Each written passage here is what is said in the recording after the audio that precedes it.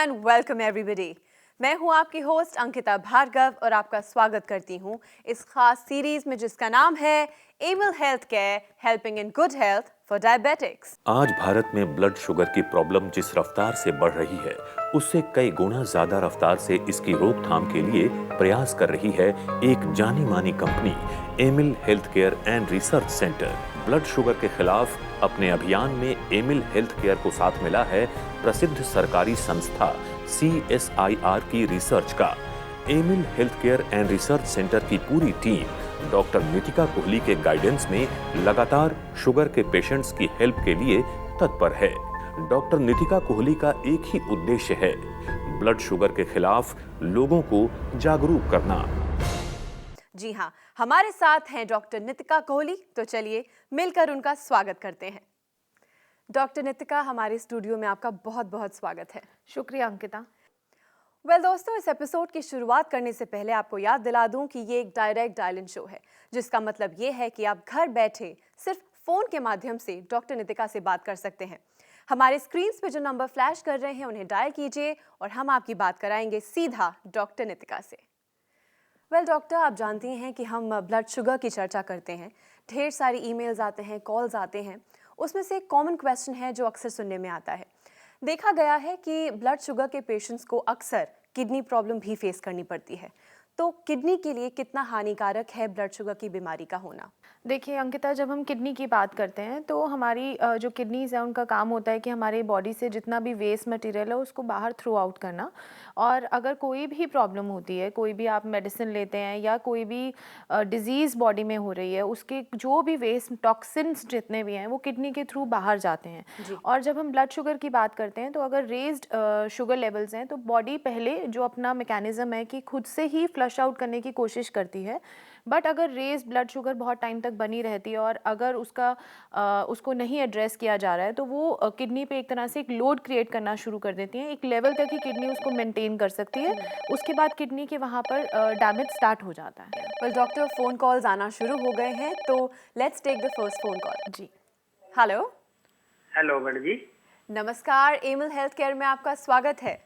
हाँ जी, नमस्कार मैडम जी। जी, आपका नाम और आप किस शहर से बात कर रहे हैं?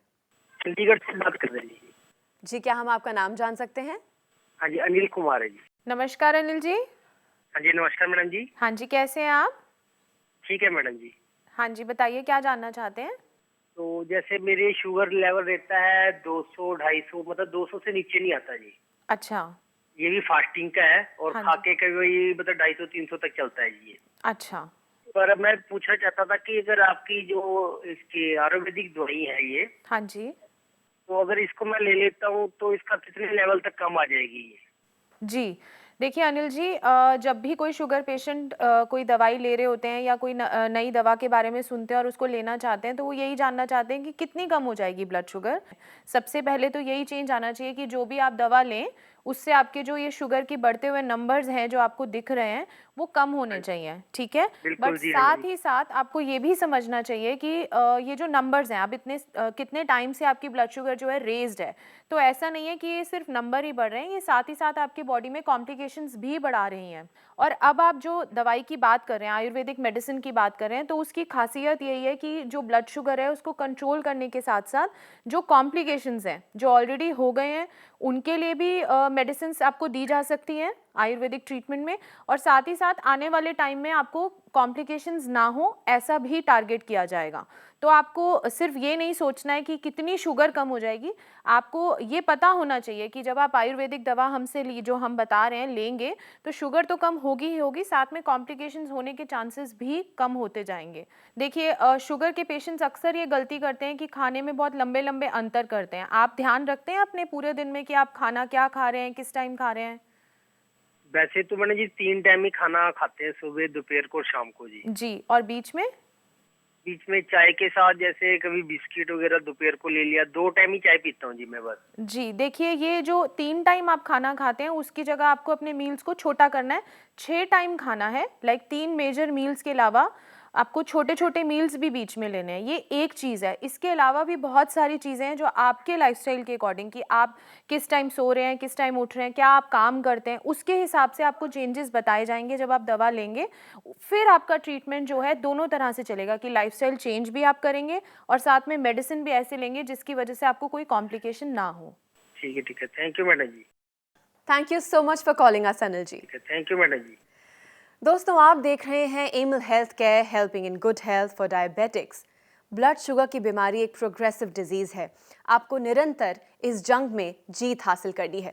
हमारे साथ हैं डॉक्टर नितिका। अगर आप भी डॉक्टर नितिका से बात करना चाहते हैं तो फ़ोन उठाइए, नंबर मिलाइए और जानिए ब्लड शुगर से लड़ने का क्या है वो राज। डॉक्टर नितिका, अब हमारे साथ टेली कॉन्फ्रेंसिंग के जरिए जुड़ने वाले हैं डॉक्टर जुनैद। आइए उनसे बात करते हैं, क्योंकि उनके लिए मेरे पास एक छोटा सा सवाल है। जी डॉक्टर जुनैद, बहुत बहुत स्वागत है आपका। Thank you for having me. Doctor Junaid, मैं डॉक्टर नितिका से किडनी प्रॉब्लम्स के बारे में आज बात कर रही थी। तो अगर हम बात करें ब्लड शुगर के पेशेंट्स की, तो उन्हें किस तरह के प्रिकॉशंस करने चाहिए ताकि किडनी में डैमेज ना हो? जी देखिए, हम लोग आमतौर पर देखते हैं हाई ब्लड शुगर के अंदर किडनीज़ के ऊपर सबसे ज़्यादा दुष्प्रभाव आता है। अगर लंबे समय तक ऐसा बना रहे तो कहीं ना कहीं किडनी डैमेज होने का डर बना रहता है। तो ऐसे में हम अपने सभी मरीज़ों को, सभी लोगों को जो हाई ब्लड शुगर से फाइट कर रहे हैं, उनको हम ये सलाह देंगे कि सबसे पहला काम तो ये करें कि अपने ब्लड शुगर लेवल को नॉर्मल मेंटेन करें। अगर वो नॉर्मल रहेगा तो किडनी पर ही नहीं, पूरे शरीर के ऊपर कोई दुष्प्रभाव नहीं पड़ने वाला। अच्छा, जहाँ तक दूसरी बात है कि प्रिकॉशंस क्या लिए जाए, बहुत सारी ऐसी हर्ब्स हैं, बहुत सारी ऐसी जड़ी बूटियाँ हैं, जैसे पुनर्नवा है, उसके अलावा सिगरू है, उसके अलावा वरुणा है। ऐसी बहुत सारी हर्ब्स आयुर्वेद में बताई गई हैं। अगर जिनका हम किसी भी तरीके से कुछ प्रिपरेशन बनी हुई लें या उसका किसी भी तरीके से इस्तेमाल करें तो हमारे किडनी को एक एंटीऑक्सीडेंट प्रोटेक्शन प्रोवाइड करता है, जिससे कि हमारी किडनीज अच्छे से काम करती हैं। हाई ब्लड शुगर लेवल के मरीजों को भी उससे बहुत बेहतर फ़ायदा मिलता है। Thank you so much for joining us doctor Junaid.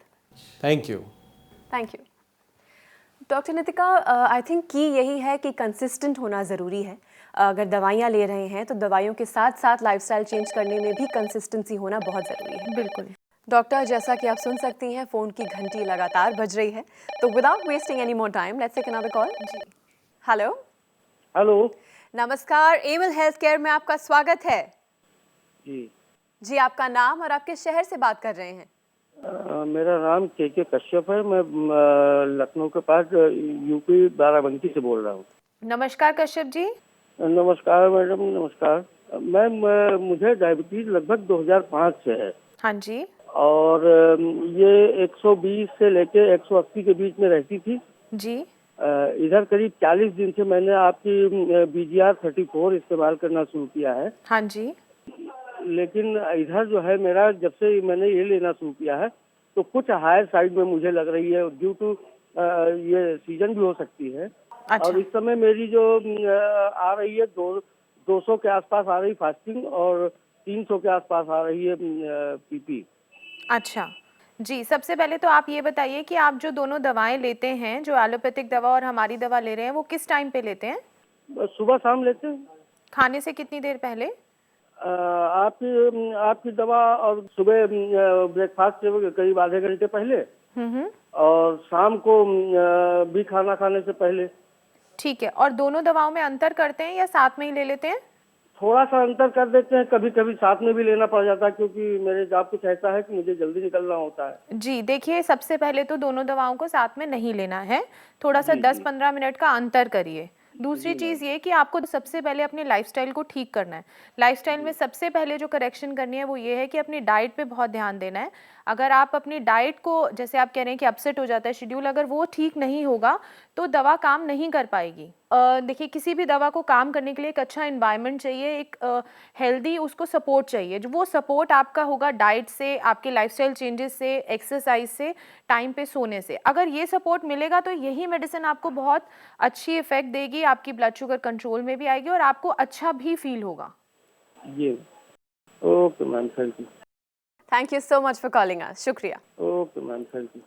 Doctor Nitika, अक्सर लोग यही सोचते हैं कि कुछ दवाइयाँ खा लेने से एक बीमारी ठीक हो जाती है, पर जब बात आती है ब्लड शुगर की तो एक लाइफस्टाइल डिजीज़ है, प्रोग्रेसिव डिजीज़ है। साल दर साल हमें चेंजेस लाने पड़ते हैं, एक तरह का लाइफस्टाइल फॉलो करना पड़ता है ताकि ब्लड शुगर हमेशा कंट्रोल में रहे। बिल्कुल अंकिता, और ये बात लोगों को समझनी बहुत ज़रूरी है कि सिर्फ एक दवा खा लेने से वो आपको हेल्प नहीं कर सकती है। जी। आपको अपने लाइफस्टाइल में चेंजेस करना मस्ट है। उसके बिना आई थिंक कोई भी दवा कितनी भी अच्छी रिसर्च के बाद आ जाए, पेशेंट को कोई फ़ायदा नहीं दिख सकता है। यहाँ लेते हैं एक और फोन कॉल। जी, हेलो। नमस्कार madam, Pradeep Jaswal speaking from Jamnagar madam. नमस्कार प्रदीप जी। नमस्कार मैडम। हाँ जी, कैसे हैं आप? ठीक हूँ मैडम। हाँ जी, बताइए। मैडम मुझे 2005 से डायबिटीज है हाँ जी। और मैं एलोपैथिक दवाई ले रहा था। जी। तो हाफ टैबलेट बढ़ रही है, पर 2005 में हाफ थी, 2010 में एक हो गई और 2015 में 1.5 हो गई। ओके। तो ये जो आयुर्वेदिक दवाई है BGR-34, इसको किस तरह से लेना और कैसे एलोपैथिक दवाई रिड्यूस करनी है, मैं जानना चाहता हूँ। अभी जो मेरी लास्ट शुगर थी अबाउट 30 जनवरी को, वो 146 फास्टिंग थी और 195 खाना खाने के बाद थी। जी प्रदीप जी, एक बात बताइए, जब इतने साल में आपकी टैबलेट बढ़ रही है शुगर के लिए, तो आपने कोई एफर्ट किया अपनी ब्लड शुगर को कंट्रोल करने के लिए? इसके अलावा कि आप दवा ले रहे हैं, बढ़ा रहे हैं दवा, इसके अलावा आपने कोई और एफर्ट किया? नहीं, एफर्ट तो जैसे वॉक वगैरह करता हूँ, एक्सरसाइज करता हूँ, अभी मैंने करेले का जूस भी शुरू किया है, जी। और तो कोई खास मैंने नहीं किया। तो देखिए, सबसे पहले आपको आज ये बात समझनी है कि दवाइयाँ बढ़ाने से कुछ भी नहीं होगा। इनफैक्ट अगर आप अपने लाइफस्टाइल को ठीक करते हैं, करेक्शंस करते हैं उसमें, तो आपकी जो दवाइयाँ हैं, भले हम भी आज आपको जो दवाई बताएंगे जो आप लेना चाह रहे हैं ऑलरेडी, तो उसकी डोजेज को आप ही कम करेंगे अगर आप अपने लाइफस्टाइल में चेंजेस लाते हैं। आज आपकी भले ही जो ब्लड शुगर है उसको देखते हुए हम आपको एक डोज बताएंगे, बट वो भी कम हो सकती है। ऐसा नहीं है कि आपको सारी लाइफ आपको यही डोजेज लेनी है। भले आज आप कह रहे हैं कि मेरे को बाकी मेडिसिन कैसे कम करनी है, वो सब हो जाएगा, बट जो हम मेडिसिन बता रहे हैं उसकी भी मिनिमम डोजेज पे आप जा सकते हैं, बट आपको अपने लाइफस्टाइल में चेंजेस करने हैं। जो बात आपको इतने सालों में नहीं आपने करी, आपको किसी ने नहीं बताई है, वो बात आज आपको समझनी चाहिए कि बिना लाइफस्टाइल करेक्शन के एक लाइफस्टाइल डिसऑर्डर ठीक नहीं हो सकता है।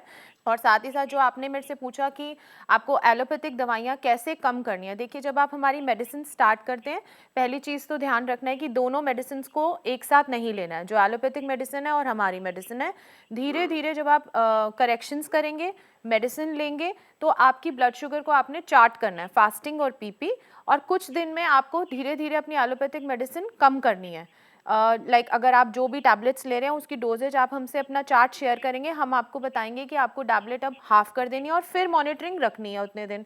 अगर वो डोजेज कम करने से ब्लड शुगर कंट्रोल्ड रहती है तो आपकी टैबलेट धीरे धीरे और कम करवाई जाएगी। बट इन सब बातों में एक ही बात है कि एक चीज़ कांस्टेंट रहनी चाहिए, आपका मेडिसिन लेने का तरीका और आपकी लाइफस्टाइल, आपकी ईटिंग हैबिट्स, आपकी वॉक्स, ये सब रेगुलर रहना चाहिए। तब जाकर आपको वो जो नंबर्स हैं एक तो वो कम होते हुए दिखेंगे और आपको एक फील गुड फैक्टर भी लगेगा, आपको अच्छा फील होगा, और साथ ही साथ टैबलेट्स जो हैं वो कम होती जाएंगी आपकी एलोपैथिक। अच्छा जी जी madam, thank you madam, thank you. Thank you so much for calling us Pradeep ji. Thank you madam, thank you. Doctor Nitika, जैसा कि आपने कहा कि बिना लाइफस्टाइल चेंजेस के इस लाइफस्टाइल डिसऑर्डर को ठीक करना इम्पॉसिबल है। वेल, आपसे बातें करते करते समय कैसे बीत जाता है बिल्कुल पता नहीं चलता। समय की कमी है तो इजाज़त तो लेनी पड़ेगी, पर हमारे स्टूडियो में आने के लिए और अपना कीमती समय हमें देने के लिए बहुत बहुत शुक्रिया। शुक्रिया अंकिता। वेल दोस्तों, लाइफस्टाइल चेंजेस बहुत ज़रूरी हैं अगर आप इस लाइफस्टाइल डिजीज़ पे कंट्रोल पाना चाहते हैं। अगर आप भी ब्लड शुगर मैनेजमेंट के बारे में जानकारी हासिल करना चाहते हैं तो आपके पास अब भी मौका है। आप हमें लिख सकते हैं, ईमेल कर सकते हैं या फिर कांटेक्ट कर सकते हैं। हमारा पता है Aimil health care and research centre, 2699 main Patel road, west Patel Nagar, opposite metro pillar number 208, New Delhi 110008। हमारे फोन नंबर्स हैं 0786-300-3434, 0786-190-3434 और 0786-290-3434। हमारी ईमेल आईडी है diabetes@emilhealthcare.com। हमारी वेबसाइट है www.emilhealthcare.com। ऑलराइट दोस्तों, इसी के साथ मैं अंकिता भार्गव अब लेती हूँ आपसे इजाज़त। पर Aimil health care helping in good health for diabetics के अगले एपिसोड में ब्लड शुगर मैनेजमेंट से रिलेटेड ढेर सारी नई जानकारी के साथ हम फिर हाजिर होंगे। तब तक के लिए अपना ख्याल रखिए, क्योंकि हमें आपकी फिक्र है।